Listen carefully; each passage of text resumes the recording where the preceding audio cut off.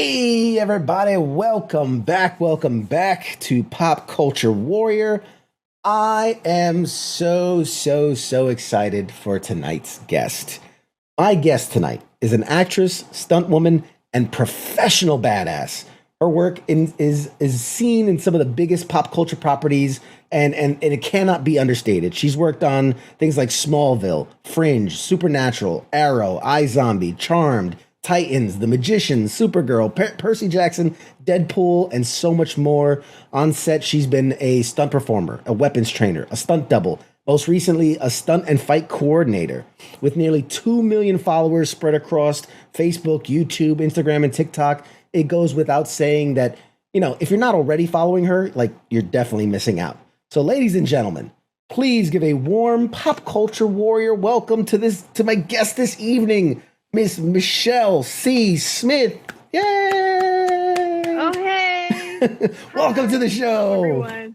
Thank you for having me. I'm so excited to be here. Oh, man. This is I've been excited since I reached out to you. And let me say first, let me just say real quick that very rarely is it where I'm like, oh, this will be a fun person to talk to. And I reach out and 20 minutes later get it yes. I would love to do this. This sounds so much fun. Usually there's a process, there's a back and forth, there's some time. You and your team were jumped at the chance, which made me so excited and so happy for this conversation. I mean, I think we turned this around in a week. I want to say something. Yeah. So it happened like that. I'm always just happy to talk and share with people. I really enjoy these types of interviews, and it's just a new way to connect with people, and I think that's fabulous. Oh my God, you're perfect. You're perfect for the show. You're perfect with you. Don't change a thing at all, guys. Well, thank you.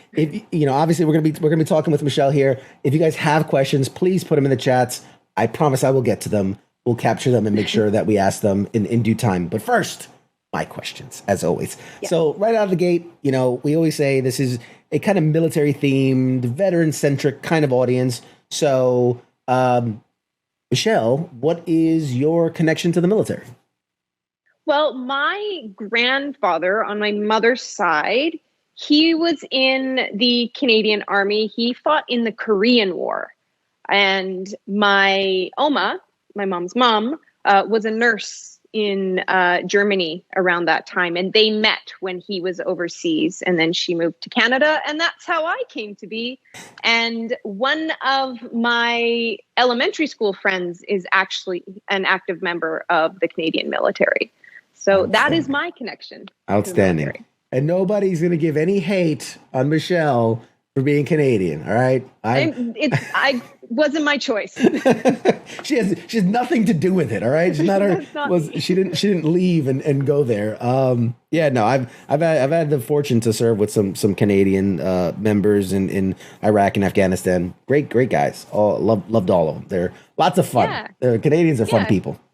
Well, we're neighbors. We have to get along. Yeah. Okay. So I'm known for digging into my guest a little bit. Now, I got to admit, it was a little hard with you. It was a little bit harder because, as someone who, when you're an actor, all your stuff's kind of out there. If you're a writer but as somebody who's predominantly a stunt performer, stunt worker, you're not in the limelight so much, right? You're kind of behind the scenes. Yeah. And I think you've been very successful while having a very large social media presence, keeping a lot of your personal stuff in check. But let me see if I got this. Okay. Yes. You started out 5 years old doing baton twirling, and that's kind of where all this came about. By 9 years old, you're competing at nationals. 11 years old, you're at your first world championship in Italy. That's correct. You competed at Worlds 8 consecutive years from 1996 to 2003, in the process winning bronze, 3 silvers, and a gold medal. Amazing. You nailed it. Amazing. And that baton twirling, by your own words, was such a huge part of your life. that Yes. that there was no time, there was nothing for anything else. There were no extracurriculars. You didn't go to the dances. You didn't even go to your own high school graduation because that was the entirety of your life at that point. So That is far, I'm correct. on track. That is Okay. accurate. Yeah. So I want to stop there because I want to first understand why baton twirling. Why at 5 years old? Why was that the thing you got into? You know, I've asked my mom because I was 5. Like, I don't know, but I asked my mom, like, why did you put me in baton?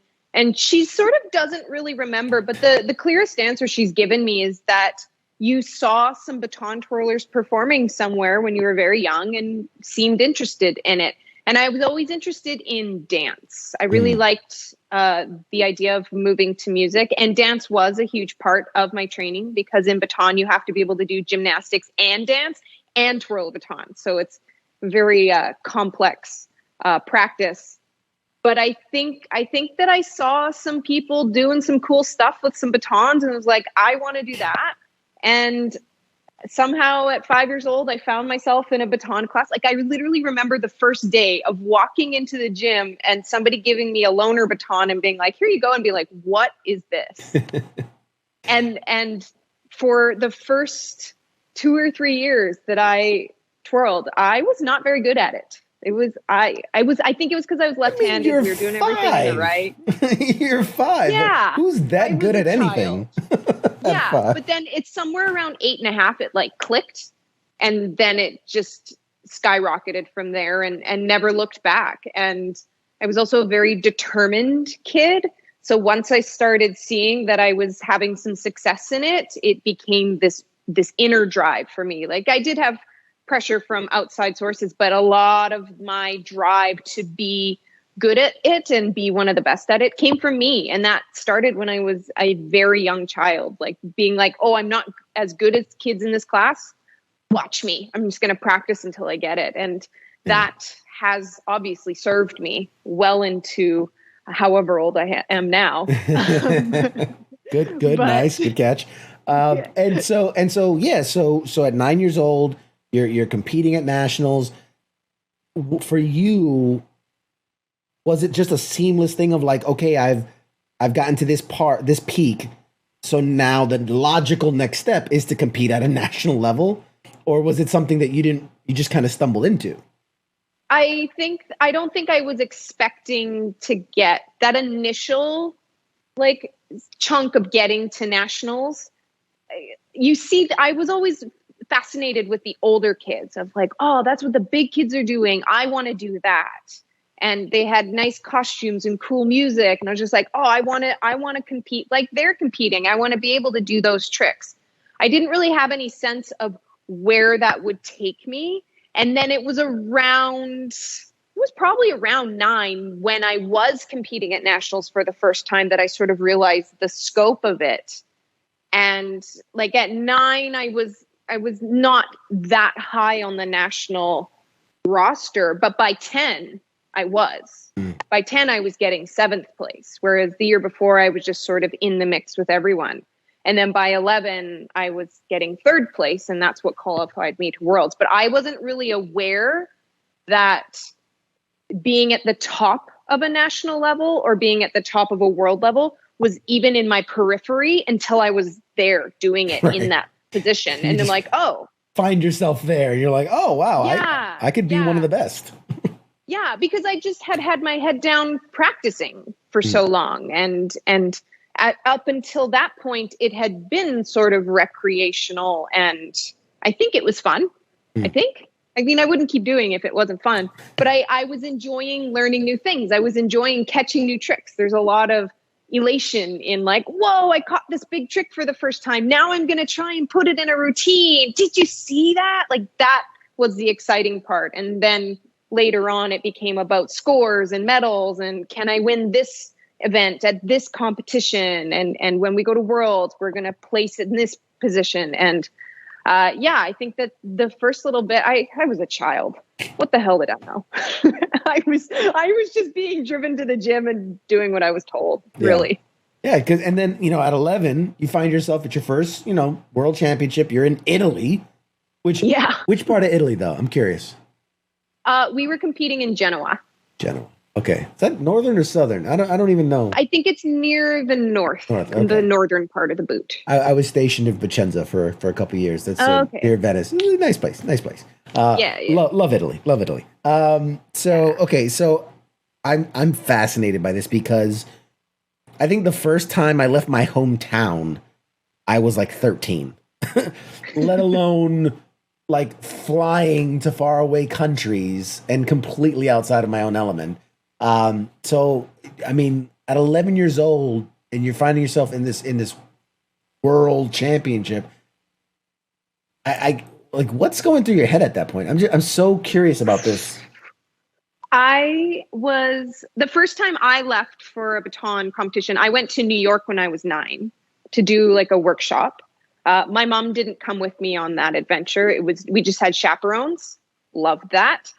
When I went to Italy, my mom also didn't come along because it's expensive. And I didn't know at the time, but knowing now, like it was a lot for my parents to be able to send me there. So it was a very privileged position to be able to actually go and compete in Italy.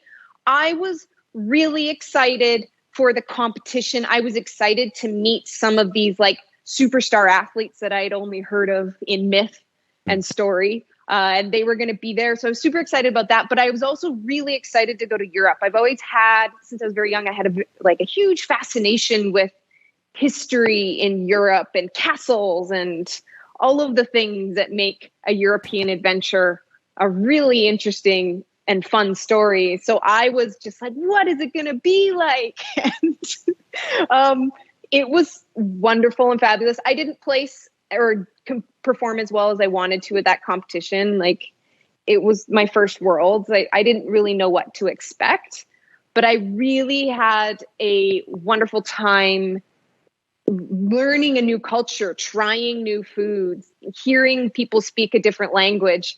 And when we got back from that competition, because we used to do media after we'd get back and like our local radio or news station would interview us and they're like, Michelle, I was 11. What was Italy like? And I was like, it was kind of dirty and they didn't speak English. I can just see my mom on the other side of the glass. And I'm like, oh. Yeah. I mean, you're not wrong. You're not wrong. I've been there. Kind of dirty. It was lovely. I don't mean to offend any Italians out there, but I was, that was the first time I'd ever gone somewhere that was so different. It was just an adventure. It felt like I was in a fairy tale. Right. And, I was 11. I was all about that. Yeah, that's awesome. And so I'm curious because you were talking about how like expensive something like this is.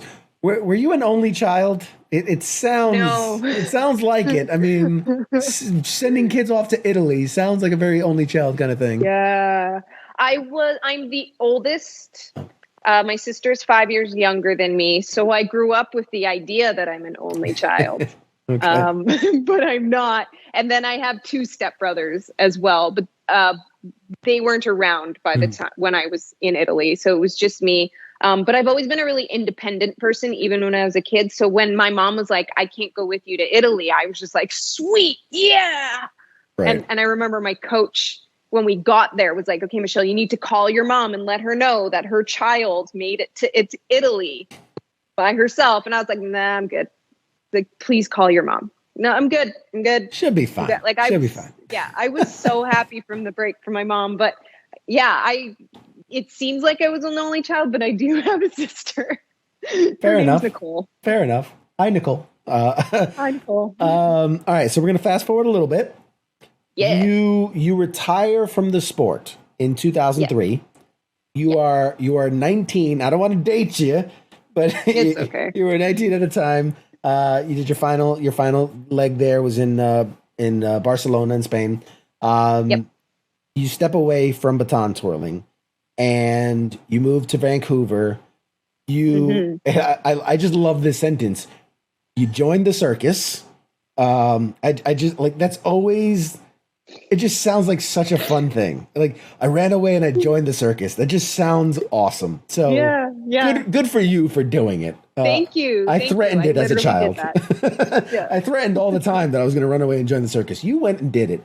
I did. And then, that's how you kind of got, and then you started getting into the stunts and the martial arts and stuff. So I'm curious, stepping away from the baton twirling, where did the idea, how did the circus become even in that realm of the possible next step for you? Well, it really came from a space of me wanting to expand on the training that I already had. Because I really felt like my baton career was just a beginning to something, that I had learned the skill very intensely at a very high level. But most people, when they retire from the sport at 18, 19, they just stop, or they go into coaching. And I really felt that there was something more to it. There was something more that I needed to explore. So that's why I moved to Vancouver. I started in the dance world, which is how I got connected to the circus world. And it came from a need for me for something just a little bit more athletic. Like, I love dance, but I wanted to be able to use my natural strength and ability and flexibility in a way that was different than I had ever performed before. Because that's the other thing, is like, I'd been performing in like a high capacity since I was 5 years old. Like, I wanted to keep performing, but I wanted it to be different. And circus seemed like a logical step for me. Cirque du Soleil had always been in my periphery since I was 10 years old. They had actively reached out to myself and my teammates a few times, but we were just young and it wasn't the right time for us. And so then I got into circus, and I worked with pretty much at the time the only professional circus company in Vancouver.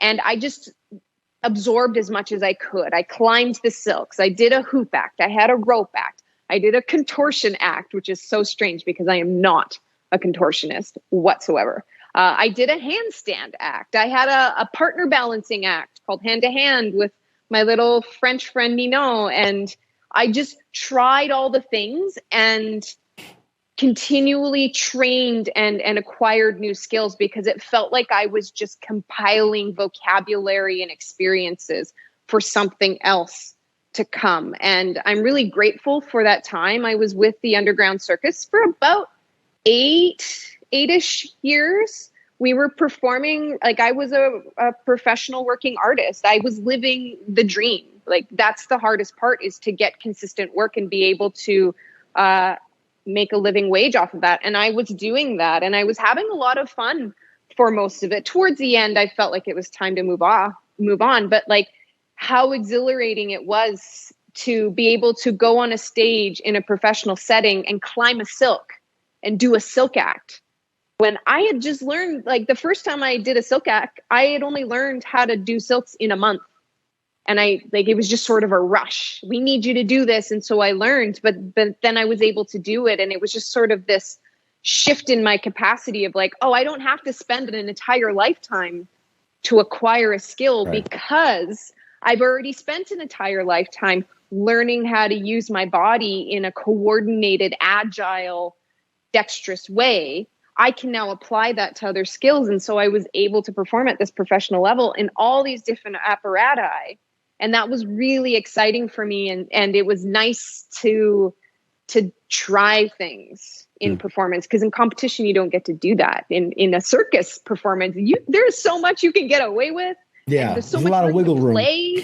Yeah. And we would do these things prior to gigs. They'd have us do, it's called animation, where you basically go out, because they're usually corporate events, because especially in Vancouver, original shows, you don't make any money doing that. So it's all corporate events for like Samsung, Disney, TELUS. So there would be these events and people would be mingling. There's a silent auction, and we would go out there in our little circus costumes. I usually had a purple sparkly unitard on, and we'd go and mingle with people as just whatever character you choose to be. And my little hand-to-hand partner and we would go to the silent auction table and move things around, or like my partner, would take people's jewelry and like watch them freak out.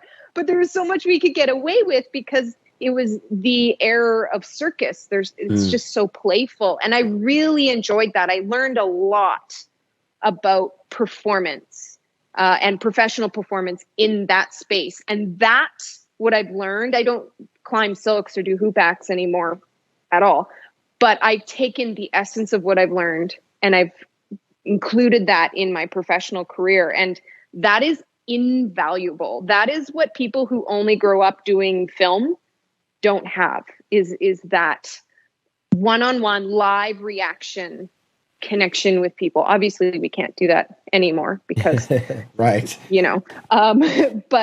But that, just being able to have the confidence to put on makeup or a mask and just become someone else. Yeah, I find it. I'm already. I don't know. I'm analyzing here, so I'm finding some things. So first, you spent the early part of your life, way earlier than most, by the way, honing this very incredibly detailed, specific skill, and learning mastery over your body and hand movement and hand-eye coordination, all these different things. And it happens at a higher level at about 8-ish years, right? And then you transition, and then you go into this space that applies a lot of that, what you've learned, but in a very new way. And the way you came about studying one thing, you now kind of study everything. And and again, in the same about 8-ish years of mastering this and doing this, and I love the idea that it's about performance, right? Because it's while the competitive side of it was performing for judges and performing for other people, and then obviously the more theatrical of the circus life is performing for the customers. It's a real common thread you have going through here, and you can start to see the building blocks of what comes next. And so, speaking of that, you start getting into the stunt work. You start getting into the martial arts. How did that pivot come from circus to now pivoting into stunts and martial arts? Yeah, it was all such a seamless transition. Even going from baton to professional dancer to circus, like the right people showed up at the right time that connected me to the thread that I needed. And the same thing happened with circus into stunts. The circus community and the stunt community in Vancouver are pretty closely related because a lot of times, like I said, there's performers that sort of dabble in both worlds because people are just trying to make a living. This is people's jobs. So the more you can get in, and film is especially so notoriously inconsistent that there's a lot of people that do both. And so I started seeing stunt performers in my training in various spaces, and you start to make friends with people. And then there was one day, I remember it so clearly, that a stunt performer who has since become like a good friend of mine, he was spinning a sword around doing cool stuff. And I was like, oh, I can do that. Like, no big deal. So I kind of went over and was like, look at that, and just started doing stuff. And people were like, wait, what?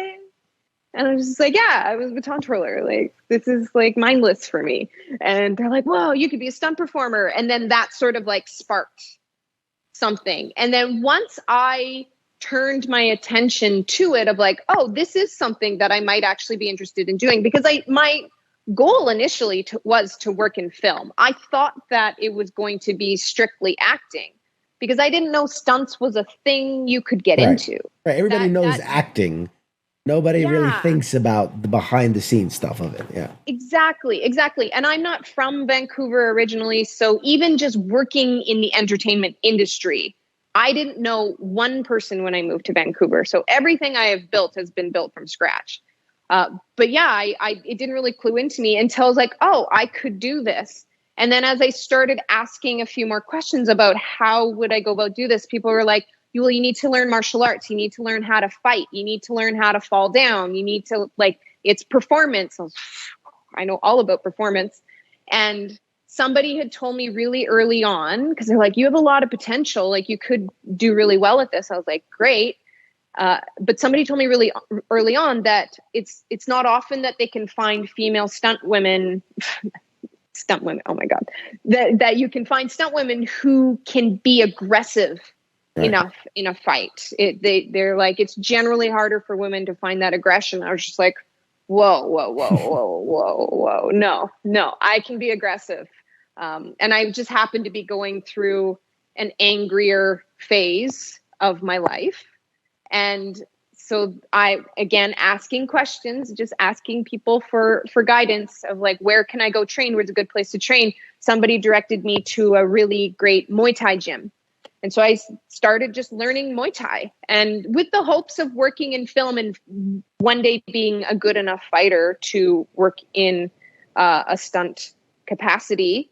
But I actually ended up falling in love with it. It was actually something I needed at the time. I needed that catharsis of just being able to get some anger and shame and aggression out in a way that's healthy and safe and is actually functioning as something that I can bring with me into the future. And I noticed then, as in my early days of learning martial arts, that martial arts is very compatible with dance. And I had spent a lot of time with very classical dance training in my youth. And I had moved to Vancouver to be a dancer. I was pretty good at it. And to sort of have that full circle of like, oh, this is why I train so intensely in dance, is so that I could come into these martial arts classes and take everything from turned out to parallel and grounded. But the essence and the movement felt very familiar to me. So I was able to progress really, really quickly. And I am a perfectionist and I love technique. So it spoke to me in a way. And then soon after that, started meeting more stunt people. And they told me about this class that only stunt people attend. And it was for Filipino martial arts, specifically Kali, which is, for people who don't know, the sticks like this. Kali sticks. Maybe not as shiny.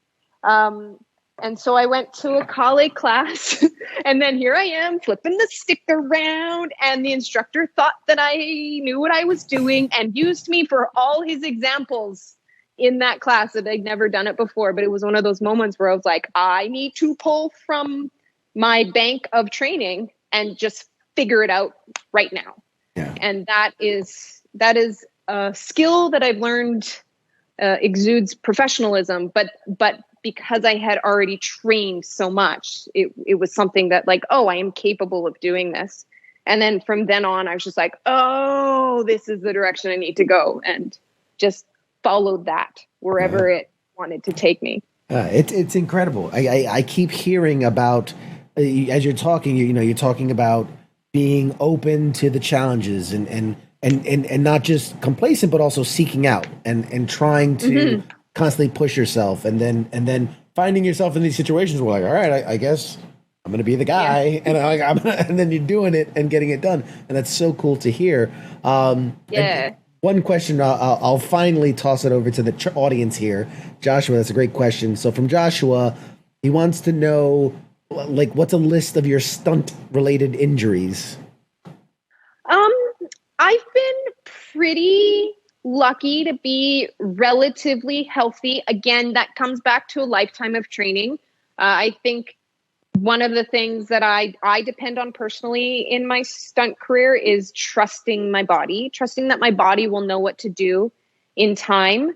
I have a couple micro concussions from having whiplash so much. So now I have a hard time like putting my neck back because just of my anatomy and where my posture sits. When I get yanked into things, my head snaps. I do have a permanent shoulder injury. So I have a torn ligament in my shoulder. I don't know if it's from stunts or it might be from circus. It's from one of the two. I hyperextended my elbow, landing wrong one time. My other elbow, I was doing a scene for the show Motherland in the first season where I had my arms tied behind my back and I was getting thrown into a flight of wooden sharp stairs, and my elbow pad had shifted because it was very hot and sweaty in the studio, and the stair landed in the soft tissue here right on my ulna, like right in the middle, and then my arm swole up, and I didn't break anything, but my elbow has never been the same since. Aside from that, just some bumps and bruises. I haven't done too bad. I've landed on my hip and my tailbone quite hard a few times, and that's been jarring. Right before the lockdown, I did a ratchet, which is like a wire pull where you put a harness on and they hook you up to a single piston machine and it yanks you with force. I landed a little too straight on my hip and something happened where my hips did this and I landed on my right hip, but somehow managed to like pull my left adductor, so my left inner thigh. Don't know how that worked. Wow. But yeah, that's been the worst of it for me, thankfully. I'm happy to not have any more injuries ever. So Yeah, I mean, but by normal human standards, that all sounds horrible, but I can understand where in your profession that's relatively unscathed compared to some people. Yeah, and that's just things that were lasting. I've had like a rib injury that came from circus. I've had like knee things and hip things and like obviously some ankle things. I've broken fingers, obviously, but to me, those just are like everyday things that happen like in training. And most of the time when I've gotten hurt, it's been in training because we do such a great job in stunts of making sure that we have properly assessed all the risk involved. And if there's anything that feels unsafe, you bring it up. But there are people that have horrific stories and and that's not to say that stunts doesn't hurt, because you might not get an injury, but it might hurt like hell on the day. Yeah, you know, for the next 4 days. Thrown downstairs and off buildings and hit by cars. Yeah. I mean, you tend to feel that shit hurts. You might not get injured, but it hurts. For sure. It's like, professional wrestling. I'm like, yeah, it's staged, it's fake, but one dude jumping off a ladder onto a table in a chair, it's going to hurt. It's going to hurt. If you're flat backing onto any, like on those wrestling mats, I know that they do have a lot of bounce and give, but anytime you do a flat back or any sort of fall, that is impact in your body. That is your skeleton being shuffled around and jostled around. So yeah, even if it doesn't hurt, you're making some sort of impression on your body. Yeah, Scott, I think in reference to when we were talking about the circus stuff, he said anyone can be a contortionist with enough force. So, oh no, sure, but yeah, it doesn't sound like it would be. It's like closing a duffel bag, and if it fits, it ships. Yeah, you guys are hilarious. By the way, my version of contortion was because I used to. My body doesn't do this anymore, but I used to be able to like pull my leg up and pull it behind my head. So that was all my like contortion act was just like, look how flexible my hamstrings are. That's it. We're good. I don't want to. No, that sounds horrible. Scott also says, all right, you guys love this. All right. We all know that CQ wants to ask, what do you look for in a guy? There you go. That's from the chats. That is not from me. Okay. Fair enough. Honestly, I'm looking for somebody that is secure. Not that I'm like actually looking, because I'm really not. But someone who is secure in themselves, because there is so much insecurity out there, especially for someone like me. I'm a very strong woman. I'm tall. I obviously have a lot of ability. So I come off as rather intimidating. But I'm not meaning to be intimidated. But if you are intimidated by me, and trust me, I can tell, that just shows me that there's just something in you that's reacting to a trait that I have. And so if you're just really secure and confident and happy about who you are, and you've done your own personal work, that goes a long way. You don't even have to tell anybody that you've done that. It's just an aura that you carry with you of like, I am an aware person. I know who I am. I know what my patterns and traits, my strengths and weaknesses are, because if you don't think you have weaknesses, you do. I think that's my biggest thing, is somebody who's like really self-aware and confident in themselves. That's super attractive. Excellent. And I think there was one from, I think it was Jim. Sorry if I didn't, because it was way back there, but and this is kind of jumping ahead a little bit because we haven't gotten into like the Hollywood of it yet. But is there anyone that you've met that you've been starstruck? Like, who's that person that like gotcha? Not really. Honestly, I've worked with some very high level people, some lovely people. I worked with Ryan Reynolds, obviously, on Deadpool. He was lovely, very funny.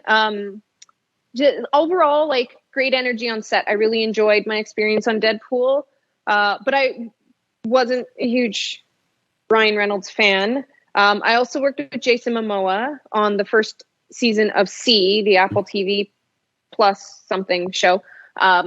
He was also very lovely, but I wasn't a huge Momoa fan beforehand. I'm actually more of a Momoa fan now that I know him and have worked with him, because he was wonderful.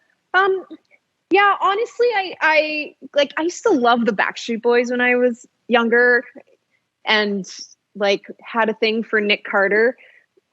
Then I met Nick Carter, and then that was over. Sure. But I've idolized people, but I've also, as I've frontiered into the film industry, you realize that they're just people. Mm-hmm. And they're people who are working at the highest level, but they're no different than we are.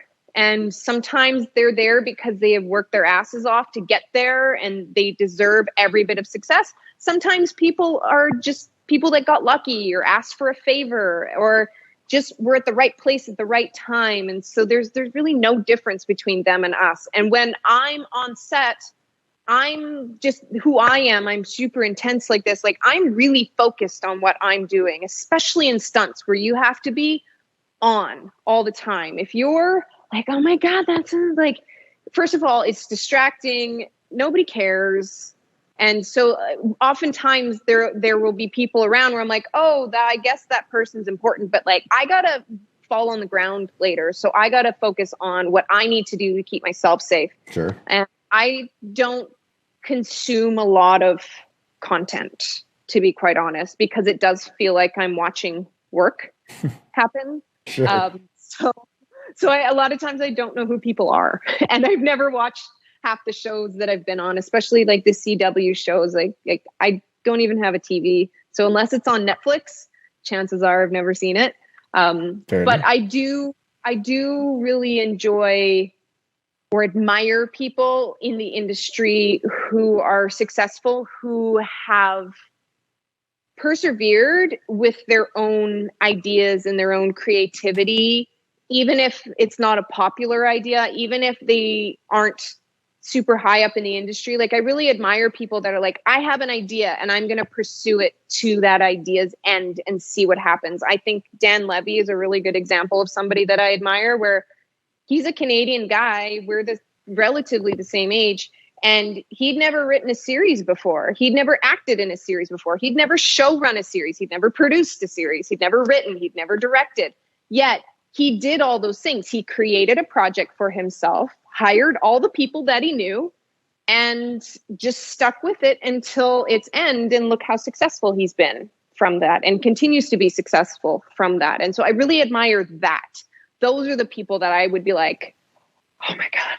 Like I need to have a conversation with you. Like, how did you do it? Let me pick your brain about how you, like, what your mindset was. Well, that's who I admire. I get that. I 100% get it. And just getting to know you through this conversation, it makes total sense. Nothing about what we've talked about to this point screams to me that this is a person that's going to be so star-studded. Oh my God, I'm starstruck by this actor. But the idea of like, wow, you've mastered this craft. I want to know more. Like, I want to sit down and pick your brain. It makes total sense for who you are as a person, as a character. Thank you. And there's a couple more questions about the stunts and stuff. And I do, obviously it's such a big thing and I want to get into it, but I have one more before we talk about that I know you did this, and I'm so fascinated by it. You did this 800-kilometer trek through Spain. You did a pilgrimage called Camino de Santiago.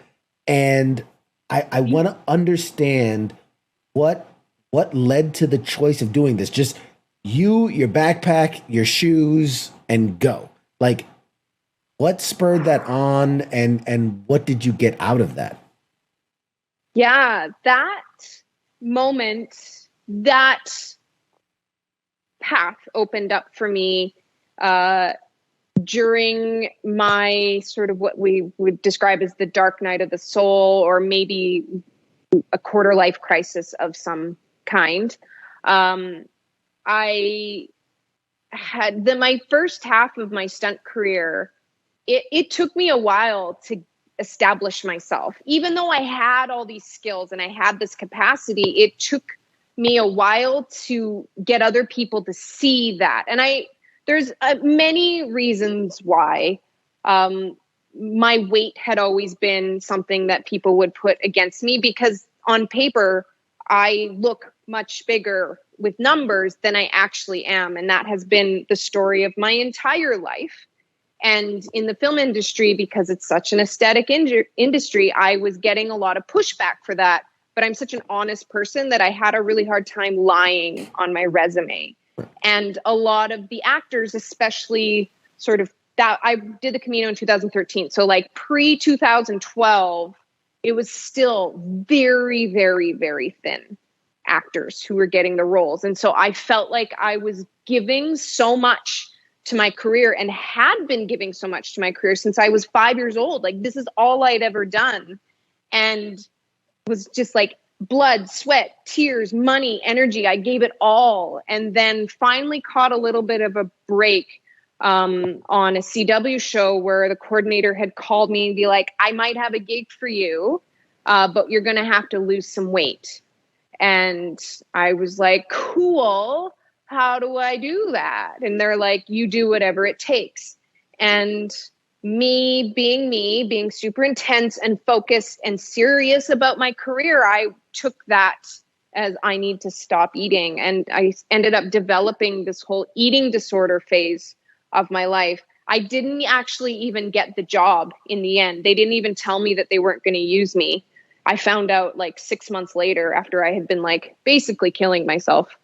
Sorry about trigger warning, anybody. But yeah, I was not being good to myself. And I just sort of broke one day. And I just like remember waking up and looking at myself in the mirror, and I was like gray and like gaunt and like didn't recognize myself. I just suddenly nothing made sense. And I'd always been so goal focused and motivated and had a purpose. And suddenly I have nothing. I don't know who I am, what I'm doing, why I'm doing it. Like, what am I doing here? And I'd never felt like that before in my life. And so I just sort of like called out to the universe of like, I need to go on a walk. I need to go on an adventure. And I've always been a walker. I'm like a bit of a grandma from an early age. I'd always just take myself on walks, even as a kid. I liked exploring. And so I just sort of said to the universe, like, I need to do something. And a few weeks later, my mom had sent me an email of like, oh, did you mean something like this? And it was like a walking tour in Europe somewhere. I was like, yes, minus the guided walking tour part of it. And then just slowly, the universe just started putting the Camino in front of me. And so my breaking point was January 2013. By August 24th, 2013, I was in Spain starting my Camino de Santiago from Saint-Jean-Pied-de-Port in France. And I walked 800 kilometers all the way across rural Spain to Santiago in the west coast of Spain. And it was life-changing. It like highly recommend if you're into it. It was very challenging physically. There was days where your feet hurt so fucking bad. But what are you going to do? Sit down and stop and give up? Like, you can't. And then there's days where you like, generally I was walking 20 to 30 kilometers a day. I don't know what that is in miles. But 800 kilometers is about 500 miles. Right. 500. Sure. So that Proclaimer's song of I will walk 500 miles. And that song has a very special place in my heart. So I was walking 20 to 30 kilometers a day. And so like by 15 kilometers, you're like, I'm tired. My feet are killing me.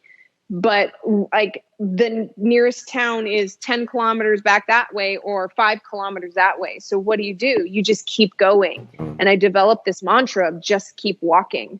And I would like do it with my steps of just keep walking, just keep, because that's the only thing you can do. There's no outside distractions. It's just you and like the stars or the sky and the earth.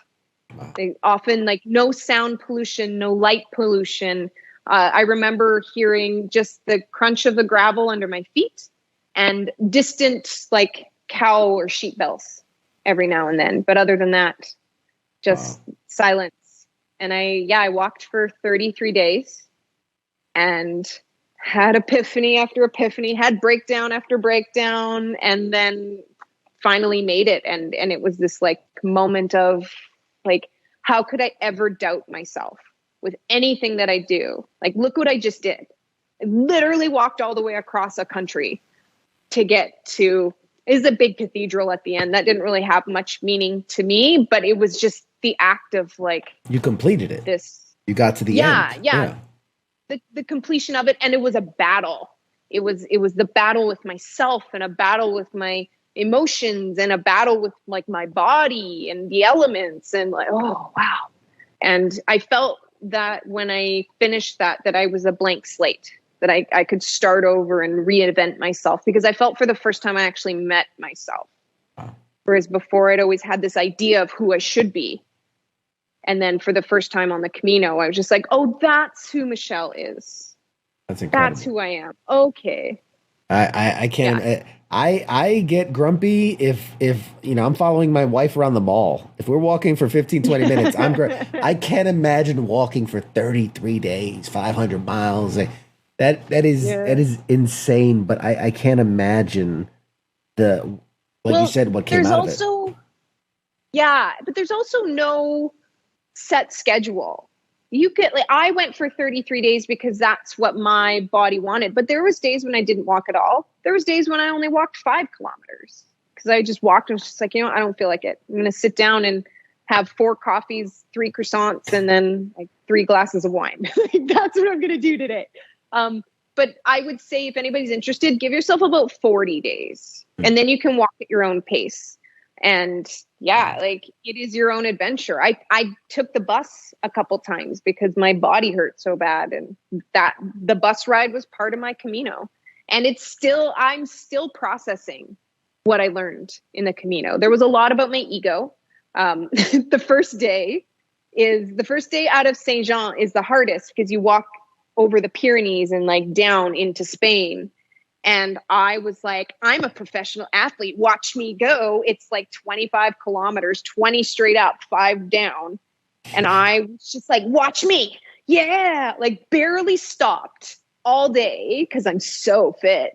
Got to the bottom, was one of the first 5 or 10 people to the next, I call them albergues, but hostels basically. And then like over hours, people would start showing up. And then the next day, I could barely move. And that was the second day of the Camino. And there's this big sign. I have a picture of it. Just as you're leaving that little town, you're walking away. And it says, Santiago 789. Like how many more kilometers? And I was like, I can barely move. And then meanwhile, there's like middle-aged mom and dad who were finally on the Camino are just like, doo, doo, doo, no big deal. And I was just like, I'm a professional athlete. What the fuck? And so my body taught me a lot about ego. Yeah. And slowing down and enjoying the process. And it's not a race. And like, yeah. I highly recommend. Understand. Yeah. I was injured in combat and, being the fittest I'd ever been in this hard charging, grunt and then being in a hospital bed where like, I had to have nurses wash me and clean me because like I couldn't do it myself. It's like, oh, check the ego at the door. Like you're going to learn a lot about yourself when push comes to shove. Absolutely. That's absolutely so cool.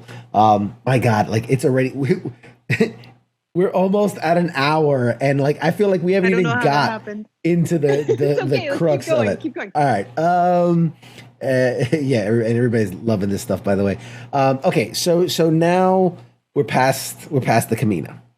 Where this is where things start to pick up as far as projects, shows. Doing a stint in Smallville, doing a stint on Arrow, which real quick, you get to do the stunt double for the character, the Huntress, in an episode. Yes. Which I got it. What was it like putting on the outfit? Like is it? Is it? Do you feel powerful? Like you're in this superhero costume? Yeah. Okay. I've worn those costumes a few times. So I doubled Black Canary in Smallville back in like 2010-ish, 2011. But by the time those CW shows got to Arrow, they had vamped up their costumes. Like they had started putting a lot more budget into them. And there's a lot of layers and zippers to them and a lot of snaps. But you feel hot. Like you put them on because they make like the actress gets her own costume that is hers, and then stunts. We usually get a little bit bigger because we have to wear pads, so they have to generally just afford a little bit more room for that. But you put it on and it's made specifically for you, and you're like, I'm the coolest person here. Yeah, I did rip my $800 pants twice on that show. But that's normal for me. Like I rip the seams in my jackets and I rip the crotch out of my pants. And I tell costumes every time, I'm like, just so you know, I'm probably going to rip these. And they're like, oh, we'll fix it. I'm like, okay. But yeah, every time I've gotten to wear those costumes, you just feel so cool because they're so well made. Like the quality is so good. They're so legit. And I really like that one because it was black and purple. It's a little bit more my own personal style. Right. But yeah, I felt super cool and super hot. That's awesome. Yeah, and because I do remember, watching the Smallville shows, and it was supposed to be very understated. It's rural farmland, and then when they started like taking that next step into like, okay, here's Aquaman, but they were just like colored T-shirts, and it's like, this is my superhero outfit. But then you get into Arrow, and like you said, they really put. I mean, it's not, I don't want to say comic book accurate, but they definitely really drew closer to what you would see in your traditional stuff.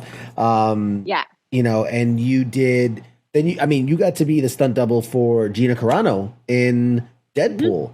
So, I mean, while not necessarily a superhero, so to speak, I mean, I watched some of the behind the scenes, the stunt work and stuff that you did. And I mean, you really took a beating in that one. I mean, like, thrown to the ground, thrown to the walls, all that stuff. I mean, any things that particularly stick out in your mind about the work that you did on Deadpool? Oh, I loved Deadpool. Deadpool was the first time in my career that I felt validated in what I had to bring to the table. I think before I was always trying to prove myself. And while there was sort of an element of that for me, I felt like I was appreciated by the team and I was part of the team. I was a valuable member of the team. So I really enjoyed my experience. Gina was awesome. Again, Ryan was great. Ed, who played the bad guy, his name's Ed. Ajax, yeah. He played the character Ajax. Yeah, he was wonderful. I saw him and Gina more than I did Ryan because Ryan was also executive producer, so he's super busy. Director was great. For Deadpool, though, mostly what I did was all the wire pulls. So like when Angel Dust gets yanked into things. We didn't do all of them on the day. A lot of them got done in post, but I rehearsed every single gag where she gets thrown into something. I rehearsed in some capacity, and then I performed 3 of them on set. And I did learn and rehearse the fights. I previs them, which is when the stunt team, films each fight shot for shot, like it would be shot on the day, just in a rehearsal context, which we submit to production, and all the different departments watch it so that they know what to shoot, what to light, what the characters are doing, what the geography of the scene is. So I did all of that.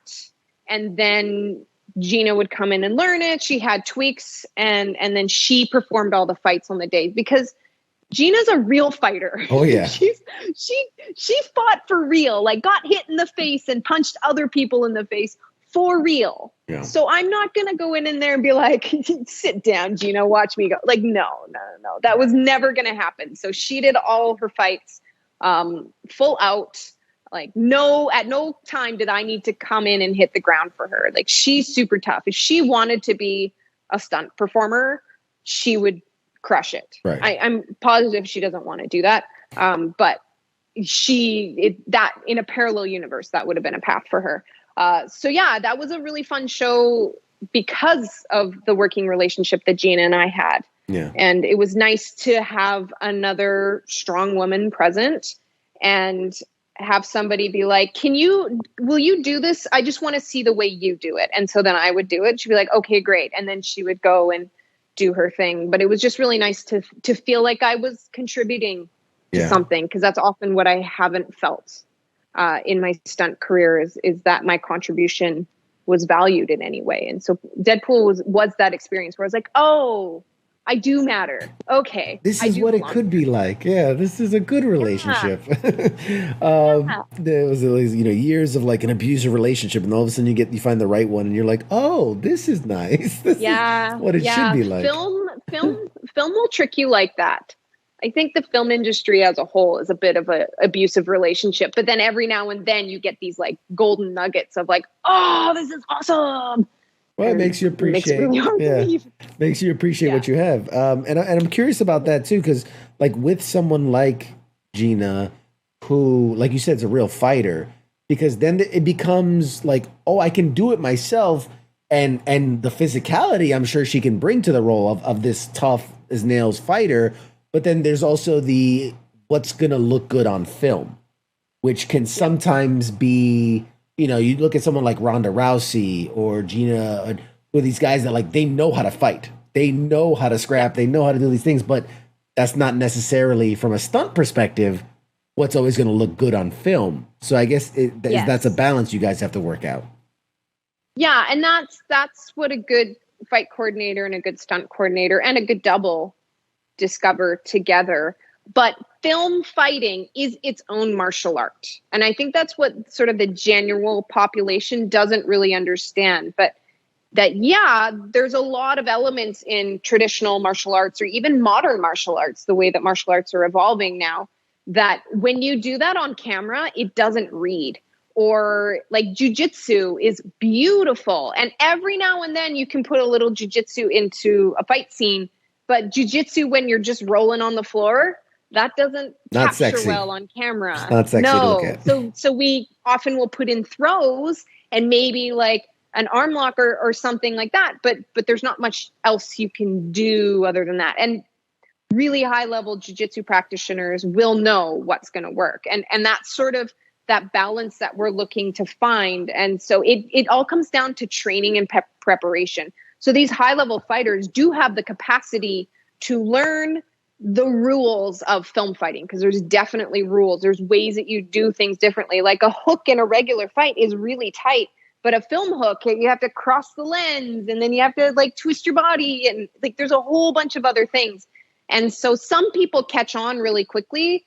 Other people, especially people that have a background in martial arts, and I've noticed this through actors just in general, where they're just like, I can't let myself do anything else than this very specific technique that I've learned. And so sometimes it's a bit of a battle, but I like to present fight scenes and choreography in a way that's accessible to actors, even if we have to go back to the beginning and just break it down, just to establish some foundations and rules of like, okay, when we have the camera, this is what we need this to be, and this is what we need that to be. But that's what a good stunt team does, is they prepare their actors for exactly that. But not a lot of times, especially on TV shows, like episodic TV shows, like we have a lot of in Vancouver, working really fast. On a feature, you have weeks, months to rehearse a fight. On TV shows, the actors get 2 hours, and 2 days later they're filming it and they have to look badass. So it's really, really difficult sometimes to create the essence that character is as badass and proficient as the story needs them to be. And that's why the doubles end up getting used more often for fight scenes. Is just, we don't want to spend all day like perfecting this person's technique when they have a whole monologue later. Let's just do it with the doubles, get it done, so we can move on. Yeah, that's so good. Scott brings up a couple good points, and in contrasting what we've been talking about with also in the military. So, like with your walk, I know this was a few minutes ago, but with the walk, he's saying pick a point, walk to it, pick a point, walk to it is something we do in long marches in the military, in long ruck marches and things like that. It's always just like, all right, get to the next thing, get to the next thing. And then we were talking about, kind of that abusive relationship in the film industry. And he said it's similar to the military where you're like, man, this sucks. And then, oh, well, you get a good leader. And then it's like, oh, this is what good military should be like. So there's a lot of similarities in what we're talking about in the military experience. So I didn't know nice. That. That's good to know. Thank you for telling me that. I'm curious from your perspective, what are common misconceptions about stunt work? That anybody can do it. I get a lot of people leaving comments or asking me questions of like, I can do a backflip. How do I get into stunts? And I have to be like, I hate to break it to you, but every single stunt person can do a backflip, my friend. So if you want to get into stunts, you have to be willing to dedicate yourself to training every day and learning every day and be willing to do the things you don't want to do in order to maybe once do the thing that's your specialty. Like even as weapons are my specialty, it's only been in the last few years that I've really started like, those are the gigs that I get. I had to go through all of the mud and prove myself with all of the other stuff. I had to hit the ground hard many, many times and be tested many, many times in order to come to a place where people are like, oh yeah, she's legit. She belongs to be here. So I think people think that you can just sign up somewhere and become a stunt person.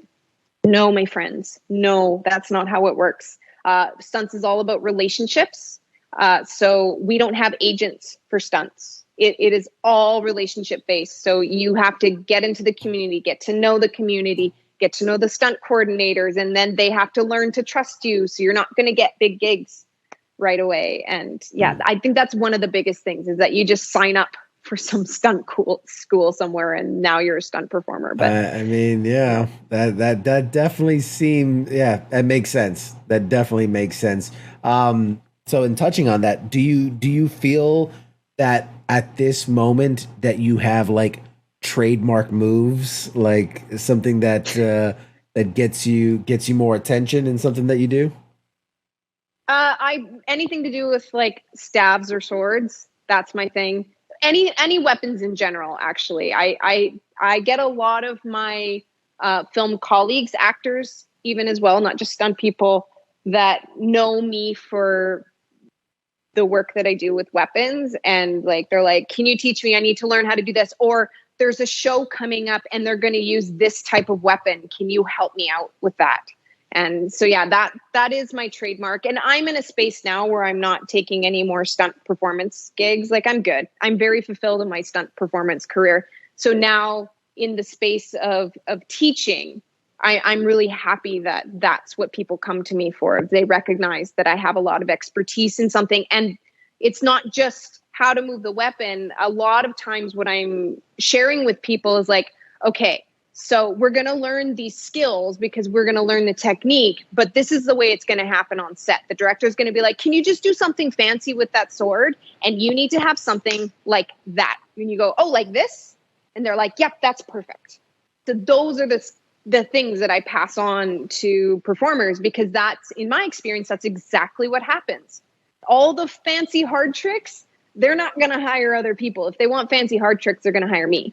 So you don't have to worry about that. But what you do need to worry about is looking like you're proficient with a weapon. And that is like across the board with actors or stunt performers. That is everything that I'm trying to offer to people, is like, this is how you look like you know what you're doing, even if this is the first time you've ever touched this weapon in your life. Oh, that's awesome. That brings me endless joy. I love doing that. Yeah. And I know there was a video that kind of went viral where you were doing some stunt work with the lightsaber. Well, not a real lightsaber, obviously, but a really? prop lightsaber. And I know there was this Wired interview with Daisy Ridley, where like your name comes up, they show her the video. Yeah. Like it's crazy. Like it's been viewed like 5.5 million times. Yeah. Mark Hamill tweeted it out. That had like 80,000 views, whatever. When you see that kind of reaction to the work that you're doing and it's just you doing what you do, but and not maybe so much like, oh, Daisy Ridley saw, but just the kind of the reaction that it drew from just the general public. I mean, what does that mean to someone in your position to get that kind of I don't know, notoriety or kind of just that viralness? Recognition. Sure. That was a very exciting moment for me, for two reasons. Because she said my name twice, but she also mentioned Michelle Pfeiffer, Catwoman, in the same sentence. And Catwoman is like the one for me. I had the Michelle poster of this in my bedroom for years when I was a kid, of her Catwoman. And Batman Returns is still one of my favorite movies. So that too, I was like, she said Michelle Pfeiffer and Michelle C. Smith in the same like 30 seconds. Like, it's happening. And yeah, it was nice for someone like Daisy to see that. It was nice for someone like Mark Hamill to retweet that. I still haven't worked on Star Wars. So there's that. And it's just really nice because it feels like I've been working for recognition for so long, and I sort of picked a career path in stunts, which is a bit of an invisible career, and it's been challenging sometimes to sit with that, and that's why I'm now like shifting gears on my own and being like, no, I want people to see this, I want people to recognize this, because it means that people are interested in it. And I know that people have this idea that baton twirling is some nerdy thing where you're in pageants and marching in white boots. And in some parts of the States and other parts of the world, that's what it is. But that's not what I did. Mine was like artistic and athletic and a lot more akin to like rhythmic gymnastics meets figure skating. So knowing that people are interested in the work that I'm doing shows me that there's people out there that want to learn it. Because I didn't spend my whole life learning how to do this stuff to keep it for myself. 100%, that is not what it is. So knowing that I'm getting the confirmation that, oh, people are interested in this. People do want to learn this. It speaks to people's inner child. That to me is like, I'm doing the right thing. I'm on the right path. And that's what that confirmation is. And I've had a few viral videos, some with lightsabers, some with stabs. And again, it's just confirmation that people are interested. And if people are interested, it means that somebody out there wants to learn it, and I want to teach you, and that's that. Yeah, so I've seen the stuff you started doing with the rope darts, which I thought was, I mean, it's such an intrigue. Like, it's one thing to be like, I can swing a sword around. Like, yeah, I feel like I can do that. That's one of those skills where like, yeah, there's no way. I'd end up choking myself out, stabbing myself in the eye. Like, that is such an intricate, specific skill, and it just looks so challenging. But you make it look good. It's an advanced weapon. Thank you. But you know what? This is my thing. Like, my base is staff spinning. That's what I teach the most. But all of weapons and props in general, when you're moving them around, everything shares a universal language. Just because of the laws of physics in this current reality that we are in, if you are holding something at a fixed point, it's generally always going to move in the same way. You just might have to change it based on the characteristics of whatever tool you're using, whether that be a staff or a sword or like a collie stick or juggling cues or a hoop or a rope dart. Rope dart just happens to be one of the hardest ones because it's a soft weapon, so it does have a mind of its own sometimes. But if you know the technique of one weapon, specifically staff is where you would start, you were much more likely to be able to spin other weapons because they're all just sharing that same language. You just have to change the dialect a little. You make it sound so beautiful and so artistic, I guess is the word. Thank you. That is my life. And I gotta say too, you know, your social media game is on point. Like I'm looking through your stuff and I'm just like, man, like that's the one thing. Like, I love doing this. I love getting to know someone. I love the interview part. I love the research part. I suck at the social media part. I cannot promote to save my life. But I mean, you're, 150,000 likes or follows on Facebook and 260,000 on YouTube, 591,000 Instagram, 883,000 on TikTok. Like, what do you think about what you're doing is connecting with people in such a way that they're following in droves? Yeah, well, I've been working on social media since at least, I think I started posting videos of me doing staff stuff around like 2015. It was around when I was working on Deadpool, so around 2015. And a lot of it is just consistency, just constantly putting stuff out there. So it has taken me 7 years to build up to this point. And I've had the privilege of having a few viral videos along the way, which really helps with numbers because you gain a lot of people. But I've had my very first video that went viral on Facebook, and it did like 2 million views on Facebook or something, and only 2,000 views on Instagram.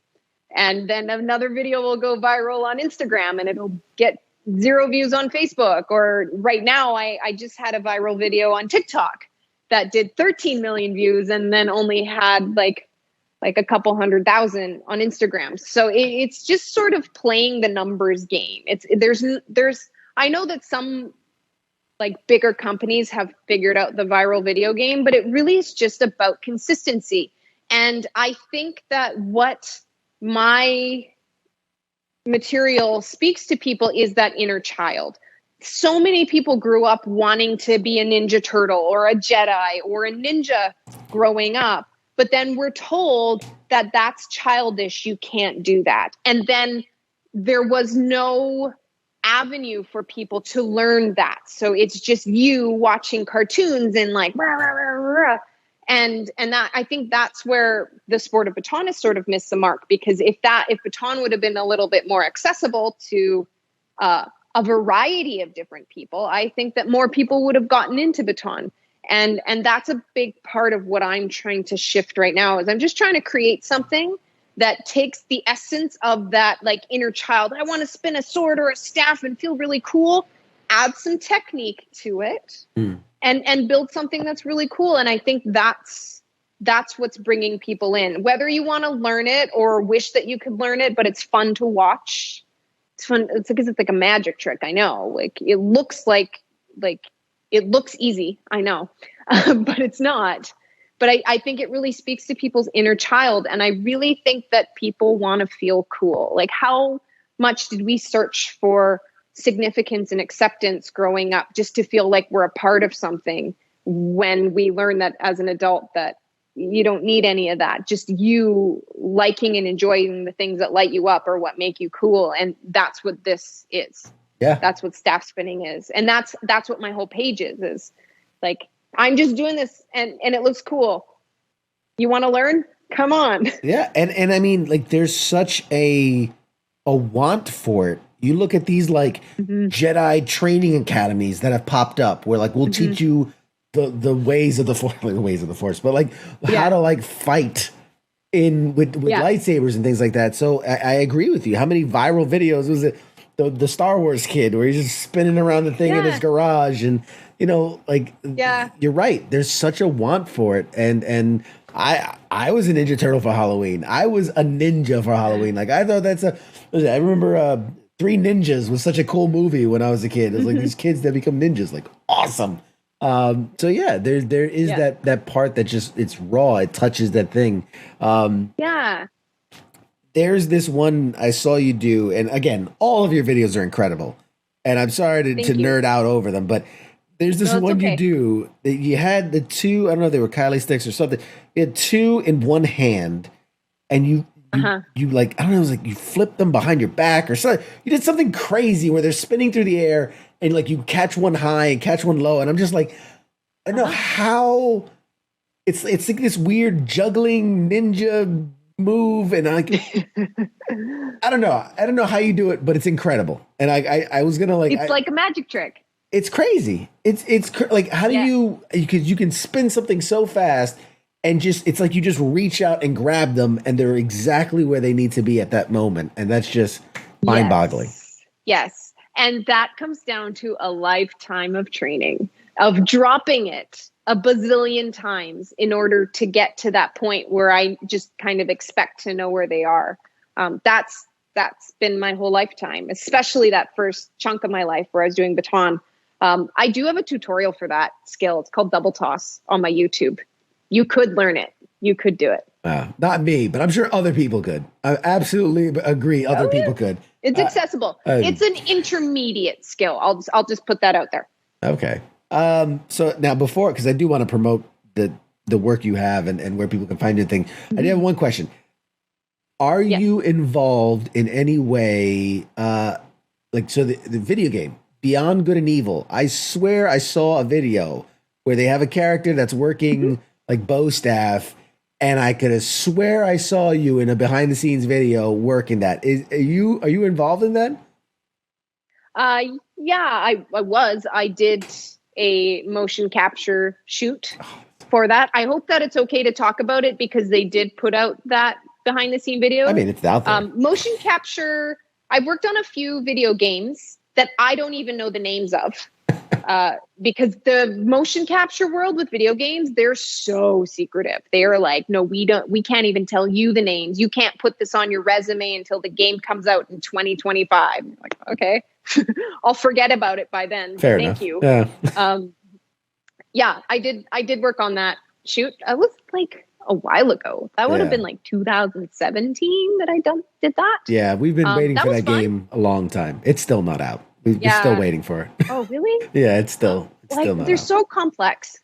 And I'm curious, so the only question I'll ask about that is just what really stands out to you, the difference between trying to do that motion capture for a game and then something that like we're trying to make it look good on film? Oh, yeah. That's a good question because on film, you kind of have to be able to do it practically, especially for a fight that is specialty weapons based.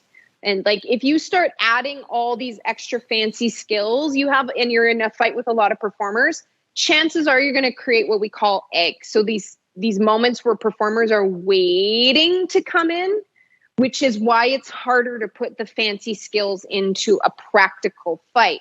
Whereas in motion capture, because it's a video game, they can sort of pick and choose where they put those skills, and they can technically make it work for a fight because they can speed things up, or they can delay another character coming in to fight, or it can be like an idle skill. I find that a lot of the skills that I've done for motion capture are idling, like where the character's just like doing its thing, and then all of a sudden it's like shoot, shoot, shoot, shoot, shoot, and then idling.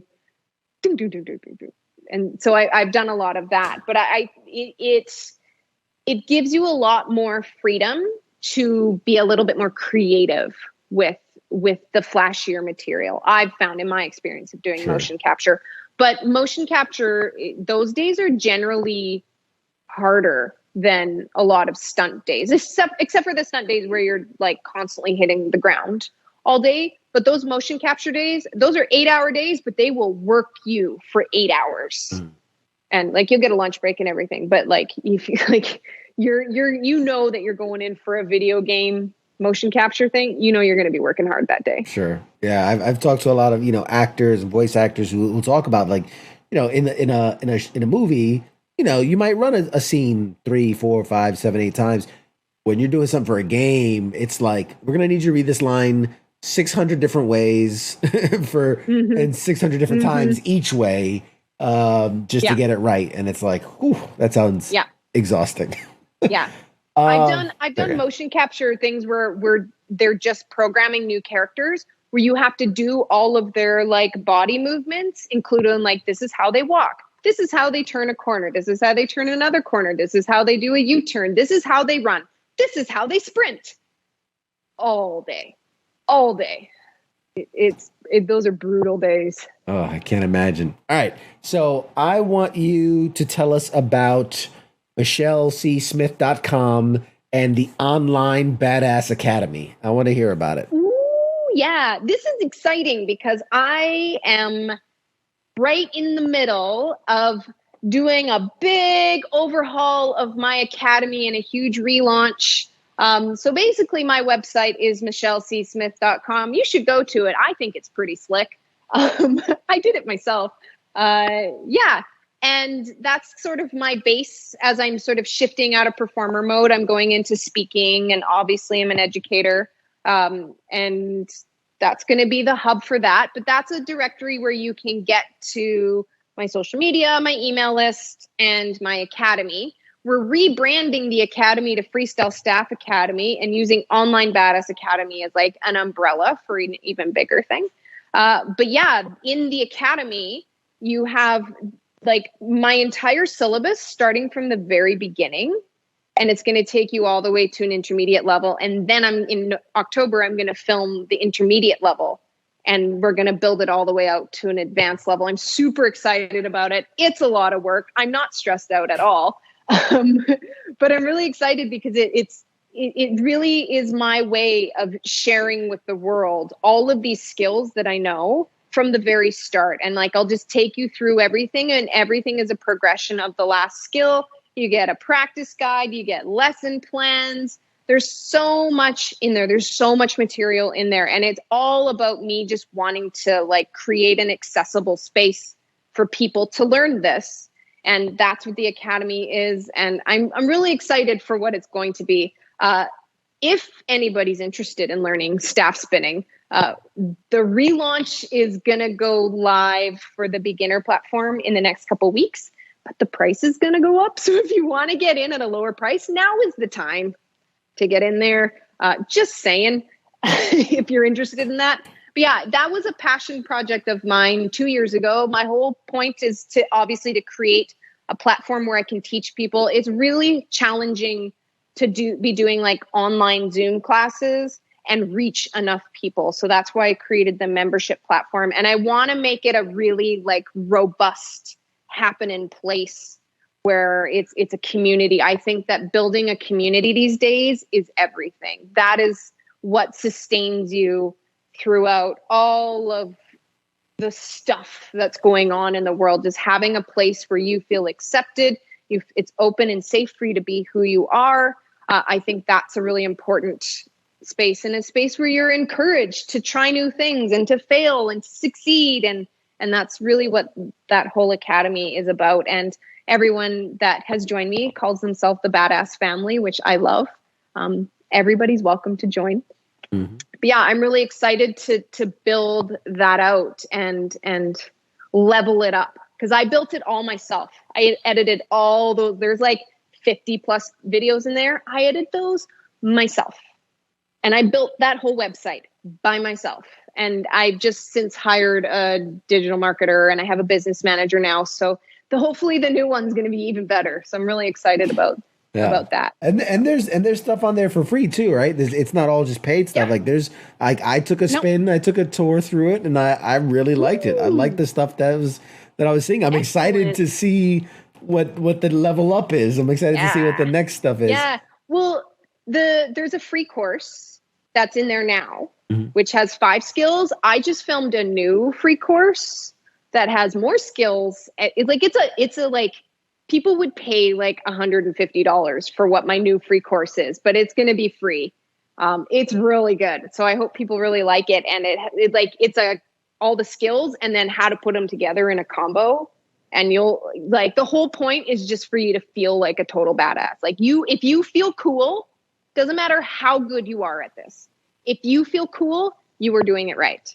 And that's all I want you to get out of it. So I'm really excited for it. And plus I have like all my stuff on YouTube, and I have tutorials on TikTok. I was going to say Twitter, but not Twitter. It's TikTok and Instagram. There's tutorials on there as well. Like my goal is to just make it as accessible as possible. Yes. So even if you don't have the income to be in the academy, you're still part of the Badass Family, because there's so much free content out there for you. Yeah. And honestly, I love, I followed you across all the social medias, because all the stuff you put out is so good. And I just get to like sit there and I'm just like, oh man, that's cool. Oh man, that's cool. Oh man, that's way cool. So it's awesome stuff. Is there anything else that we haven't touched on? Anything you want to promote? Anything people should look out that's coming down the pipe? Anything at all that you wanna share? It's all about this Academy relaunch. Like I said, if you want to get in at the lower rate that it is now, feel free to head to badassacademy.online and sign up for the free course. Check that one out because it is going to change soon.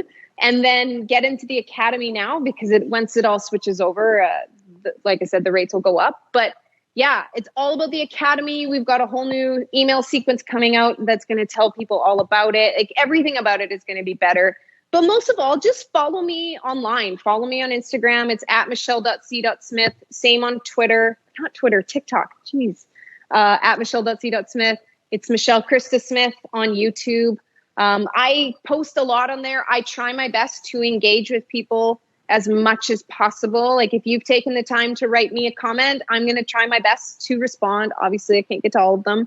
YouTube is a place I'm posting a video every week on YouTube. That's a goal of mine for the next sort of 8 months to a year is to just constantly be posting because I feel like YouTube is an audience that I haven't quite tapped into yet. And again, it's about community building. So even if you're not interested in paying for things, there's tons of tutorials on YouTube and there's beginner ones, there's intermediate ones. So there's something for everyone. There's lightsaber ones, there's staff ones, there's rope dart ones, tons of stuff on there. So yeah, follow me and introduce yourselves and say hi that you came from WTF Nation Radio.